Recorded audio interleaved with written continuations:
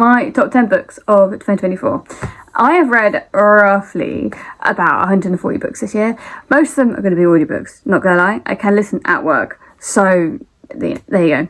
And there is still a week left in the year, but I'm very set on this because at the moment I'm going through a reread phase, so I don't think anything else is going to blow me away between here to next year.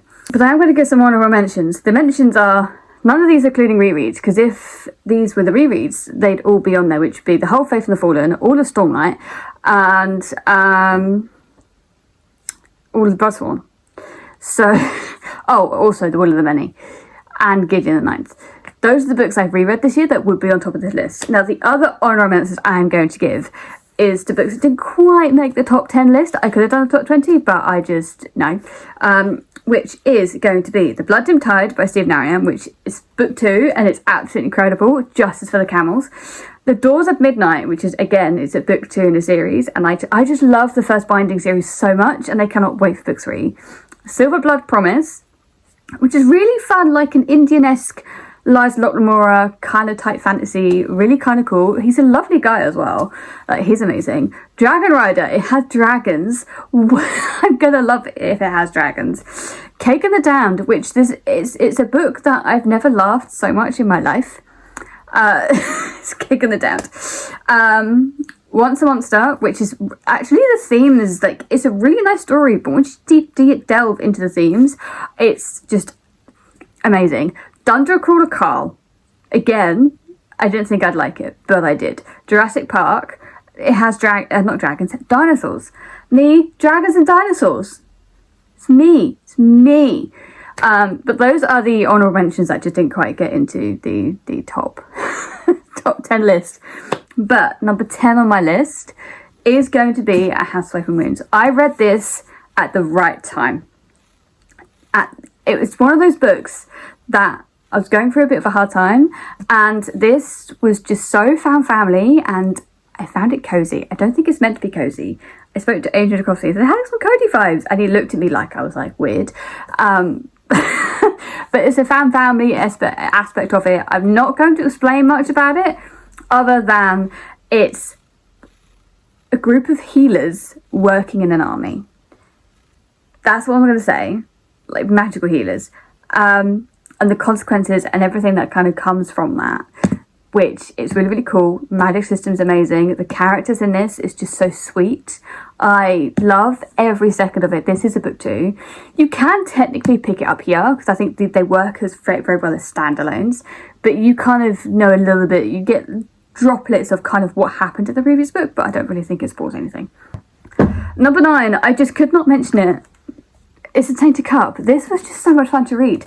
This was just, it was so much, with murder mysteries, any kind of mysteries, I'm very much just like, along for the ride. I don't want to even try and guess, okay? That's not what I do here. If you want to guess and figure out, this might not be the book for you, but it was so much fun. I love the neurodiverse stuff on it. Anna, oh my god, she slays. Absolutely slays. And this is the Inkstone book copy that I paid probably a little bit too much money for. But I love it. I cannot wait for book 2 that's coming out next year.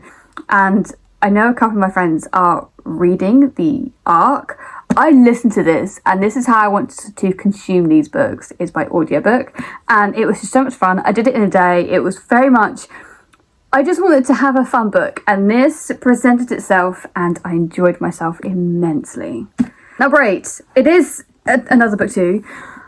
If you've been around long enough, even just on my Instagram, I have not been stopped screaming about Justin Lee Anderson. I met the author at Worldcon, and he was such a delight to talk to. So I was like, I'm going to go read your book. Started listening to it on the way home on the train, and I loved it. Immediately dived into book 2. Turned out I ended up budging reading it with a friend, and I just stared ahead. I was like, dude, you have to get to this bit. And he was like, because I was audiobooking these, and I corralled ahead. But this book is book 2 in the series. All I'm going to say about this book is the implications of what happened in book 1, the complications, the conflict, the layers upon layers upon layers really came through in this book. Book 1, solid story, amazing. Book 2, come across. The layers that appear in this is incredible. The character moments and there's a memory dry, right? Which is somebody take your memories. It doesn't just go take your memories, right? He makes you think. He makes you go, but what are the like conflicts that can come from that? What if this happened? Like, there's so many ball rolling, like it's like kind of like dominoes, right? One thing happens, and then it just, a chain reaction just continues to happen, and it's literally what's happening here. It's not just this happened, it's that, oh my god. And some of the characters that I loved in book 1, I wanted to slap in this book.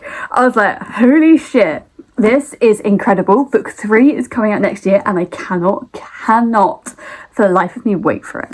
Number 7 is A False Hope, and it is book 2 in the series, but book 1, I didn't think book 1 could make me like a character that I started off reading and I hated. By the end of book 1, I loved her, right? But book 2 is where everything gets so much darker.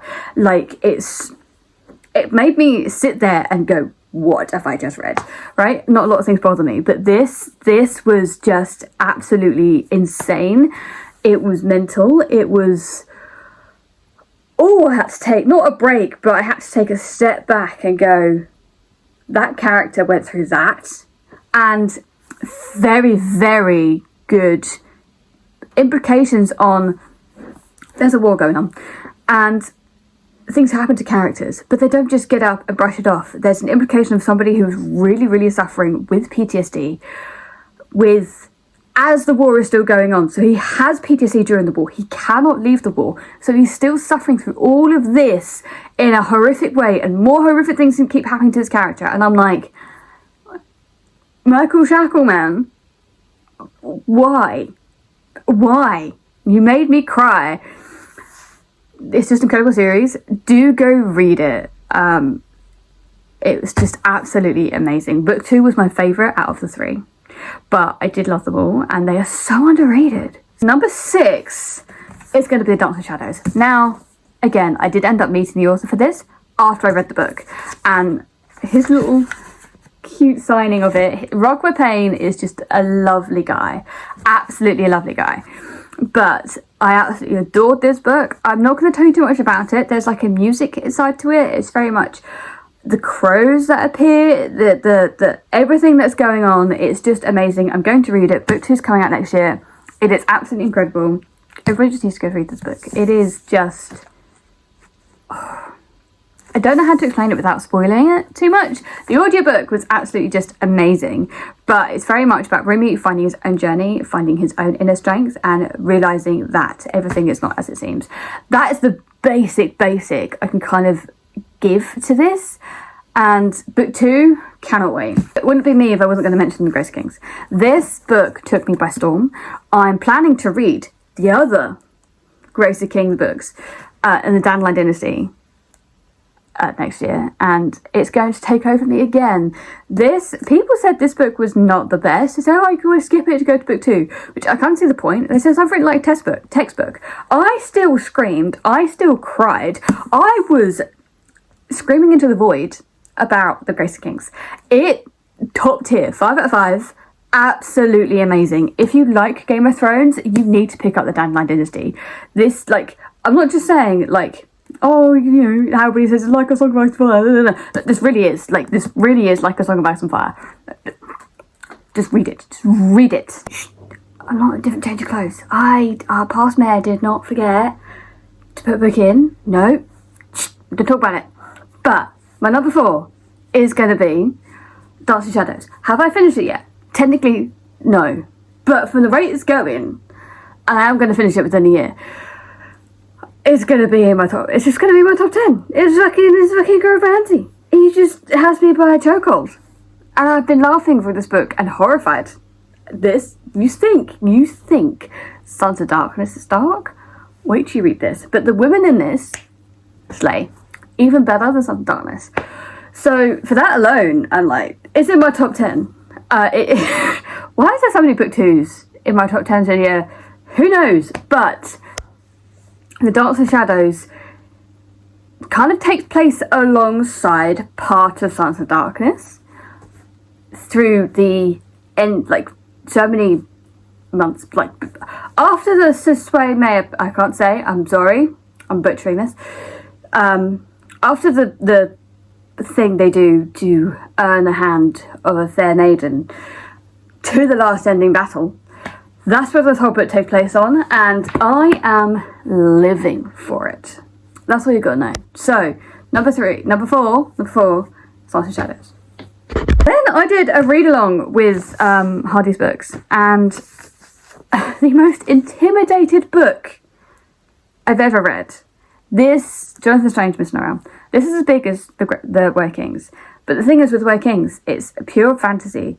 This is told, it's urban, right?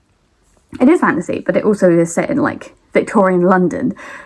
And so the language they use is very much, now this doesn't make it dense, right? But it is more catered toward like the Victorian, how they used to speak, which is more precise than we do now. So it doesn't make it dense. But I was shocked by how much I love this.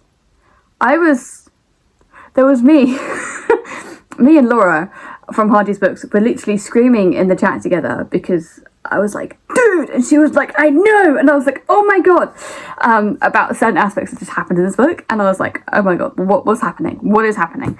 I could not do this on audio. I did it on physical. So I read all of this in its entirety within a month. It really did possess me. The ending was just phenomenal. I am now a Susanna Clarke fan. I went to the talk after I read this book and I was like, oh my god. And she signed it for me. And this was my late grandma's copy as well. So I really, really wanted to like this book because of that, and I did. And it's incredible, it's amazing, and everybody should go read it, and it's not as bad as you think it is. It's not as intimidating. It's very good. Now we come down to the last two. It was a toss-up between these two. Am I going to change my mind? I don't know. Probably not, because one of them may have recency bias. But number two is going to be Few of the Gods by Gwynne. This book really spoke to the whole aspect of family and overcoming an adversity and leaving things a little bit open-ended at the end, because I have a feeling it's going to come back to the world, not necessarily in like the series, but kind of like what it did with the Faith and the Fallen. He wrote Faith and the Fallen, and then like 100 years later there was a Blood and Bone, right? That's the kind of thing I'm thinking is going to happen here, or at least I hope it's going to happen. But again, book 3 in the Bloodsworn series, this, I just loved it. I got to the last 10% and I was like, I can't, I don't wanna. And I cried and I laughed. I cried in a good way. It was just, the only thing I wanted more of is the snake. I just wanted more of the snake. So what I'm going to say, my number one read of the year is probably not going to surprise anybody. If you've been on my Instagram stories seeing me completely freak the fuck out, is Wind and Truth. I'm not going to explain Wind and Truth. I'm not even trying to explain Stormlight. I've read this in 11 days and I was so busy with work. This confused me. I stayed up late reading this. I was freaking out. I'm messaging other people, like, you need to get to this chapter, please talk to me about it. I was in multiple discords talking about Wind and Truth. I was generally screaming, just screaming, freaking. There's one moment in the chapter where Shallan is freaking out. That is me. I am Shallan in this, because holy shit, this Stormlight may have to become the best series I've ever read, purely because even on each reread it still gives me the same amount of reaction of I'm screaming, I'm crying, I'm hooked to the page. Like the other series that I love, like Faith of the Fallen and Remember the Eldlings, I love the series, right? But I don't think every time it gets the same reaction out of me, because I'm like, oh, you know, I generally do love them. They are one of my favourite series, but this, every time I'm like literal screaming. Every time. Knowing what's going to happen, I'm still screaming. The Sandalanched, This may be my favourite of the 5. If not, it'll be the second, with Words and Rages being at the top. I'll have to reread next year and find out, because yes, I reread these almost every year. There was one year I reread them twice. Audiobooks, guys. I didn't physical. I'm not. That's mental. Top book of the year, Wind and Truth.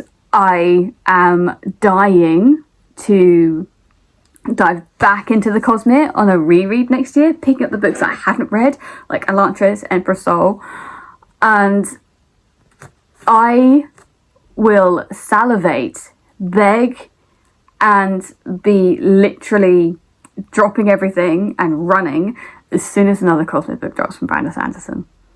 This has possessed me, taken over my life. It was just incredible. Absolutely adored every second of it.